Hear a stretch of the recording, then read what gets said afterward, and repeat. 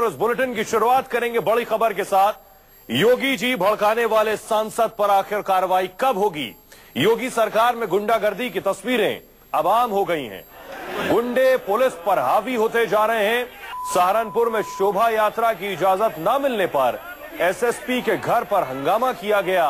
हंगामा और तोड़फोड़ करवाने का आरोप सहारनपुर से बीजेपी सांसद राघव लखनपाल पर लगा है। सत्ता संभालते ही मुख्यमंत्री योगी आदित्यनाथ ने गुंडों पर लगाम लगाने की बात की थी।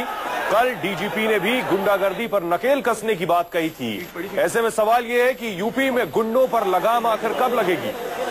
दो तस्वीरें हम आपको दिखा रहे हैं। सहारनपुर जल रहा है और दूसरी तस्वीर बीजेपी के सांसद राघव लखनपाल पर भड़काऊ बयान का इल्जाम है। न सिर्फ भड़काऊ बयान, बिना इजाजत यात्रा निकालने का आरोप, रोके जाने पर एसएसपी के घर पर हंगामा करने का इल्जाम।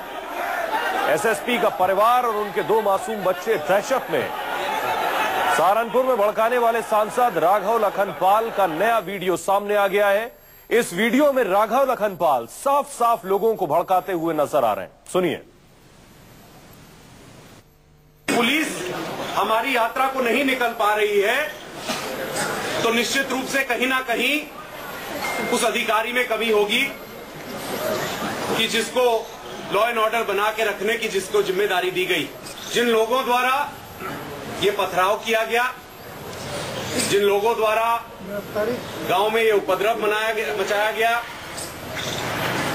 उनके खिलाफ मुकदमे दर्ज हो और वो अरेस्ट हो और रासुका भी लगे उन पर कि अब जो शोभा यात्रा निकलनी चाहिए वो ऐसी निकलनी चाहिए भरपूर तैयारी के साथ और हजारों की।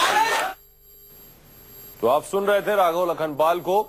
राघव लखनपाल सहारनपुर में मौजूद थे और लोगों को भड़का रहे थे। लेकिन अब से थोड़ी देर पहले जब न्यूज 24 ने उनसे बात की तो उन्होंने आरोपों से साफ इनकार कर दिया। उन्होंने कहा कि सहारनपुर में जो भी हुआ एसएसपी की नाकामी की वजह से हुआ।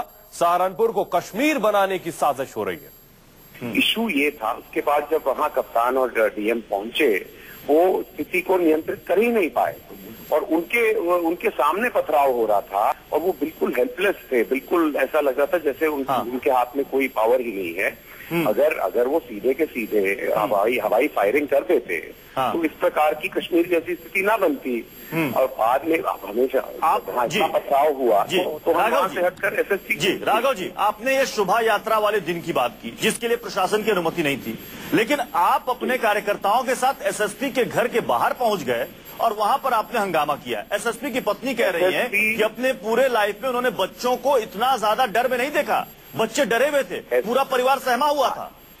ये कलाकारी है एसएसपी की कि वो इशू को दूसरा रुख देना चाहते हैं। जब एसएसपी मौके से भागने लगे, जब वहां पथराव हुआ और एसएसपी ही अपनी फोर्स के साथ भागने लगे तो हमने कहा कि अब तो यहाँ क्योंकि सुरक्षा है नहीं तो हम एसएसपी के घर इसलिए गए उनसे पूछने के लिए कि भाई जब तुम ही भाग जाओगे तो फिर पब्लिक की सुरक्षा कौन देखेगा। मैं आपको ऐसी तस्वीरें दूंगा जो आपका दिल दहला देंगी और आप मेरे से पूछेंगे कि क्या ये कश्मीर की तस्वीरें हैं।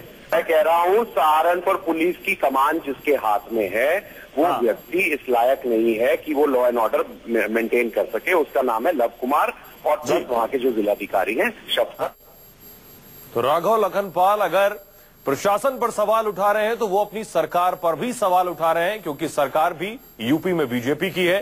सांसद भले ही अपने आरोपों से इनकार कर रहे हैं, लेकिन सहारनपुर पुलिस ने उनके खिलाफ केस दर्ज किया है।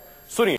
सुना आपने, लव कुमार को इनके घर का घेराव किया गया। इनके बच्चे बुरी तरह से दहशत में थे जब सैकड़ों की भीड़ उनके घर के नीचे हंगामा कर रही थी। हमारे साथ वीरेश पांडे लखनऊ से जुड़ रहे हैं और ज्यादा जानकारी के साथ। वीरेश, गुंडागर्दी के खिलाफ जो सरकार सत्ता में आई उनके अपने सांसदों पर यह इल्जाम है और अब तक राघव लखनपाल के खिलाफ कोई कार्रवाई नहीं हुई है।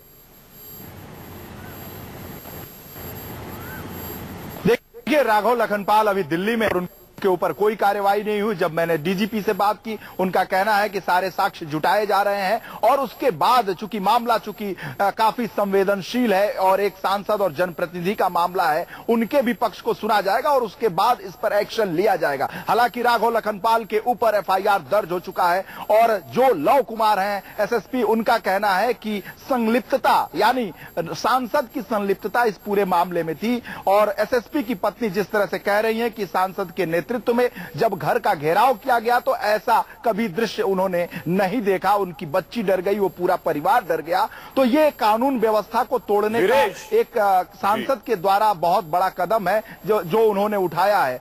वीरेश, क्या बीजेपी के सांसद की ये कर्म और ये जो उन्होंने किया है सहारनपुर के अंदर, ये क्या यूपी सरकार तक खबर है? यूपी सरकार इसके खिलाफ एक्शन लेने को लेकर गंभीर और संजीदा है?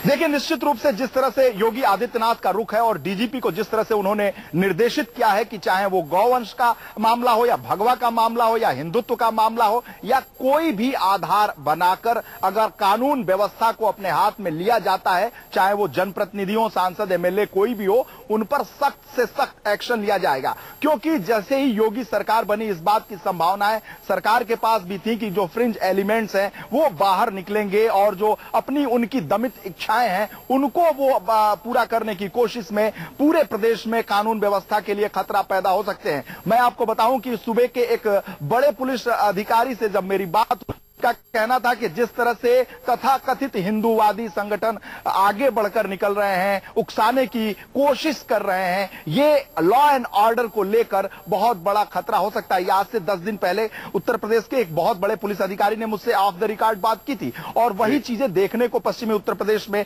मिल रहा है। क्योंकि वो चूंकि कानून व्यवस्था से उनका रोज का वास्ता है, रोज इनपुट्स मिलते हैं। जो इनपुट्स उन्हें मिले थे उन्होंने मुझे बताया था और वही देखने को मिल रहा है पश्चिमी उत्तर प्रदेश। वीरेश, क्या एक आखिरी सवाल संक्षेप में जवाब? वीरेश, राघव लखनपाल का मसला पिछले कई दिनों से सार्वजनिक है। क्या कुछ उन्होंने सहारनपुर में किया? बिना इजाजत यात्रा भी निकाली, उसके बाद हंगामा भी हुआ, इसके बाद लोगों को भड़काते भी नजर आए, एसएसपी के घर भी हंगामा किया। क्या इससे मुतल्लिक योगी आदित्यनाथ से, केशव प्रसाद मौर्य से या उप मुख्यमंत्री दिनेश शर्मा से कोई सवालात किए गए? देखिए, योगी आदित्यनाथ दिल्ली में है, केशव प्रसाद मौर्य दिल्ली में है, शर्मा इस पर कुछ बोल नहीं रहे हैं। जो पार्टी के बड़े नेता हैं उनसे बात हुई तो उनका कहना था कि इस तरह की कार्रवाइयों से सरकार सकते में आती है, उसके ऊपर अनावश्यक दबाव पड़ता है, छीटाकशी की जाती है। जब सब कुछ काम ठीक चल रहा हो तो ऐसे में सांसद और विधायकों को जरा संयम बरतना चाहिए, कोई ऐसा काम उन्हें नहीं करना चाहिए जो विपक्ष को मुद्दा प्रदान कर सके और यही वजह है कि विपक्ष को मुद्दा मिला है। इस खबर पर नजर बनाए रखिए। जी, आपको रोकूंगा, माफ कीजिएगा।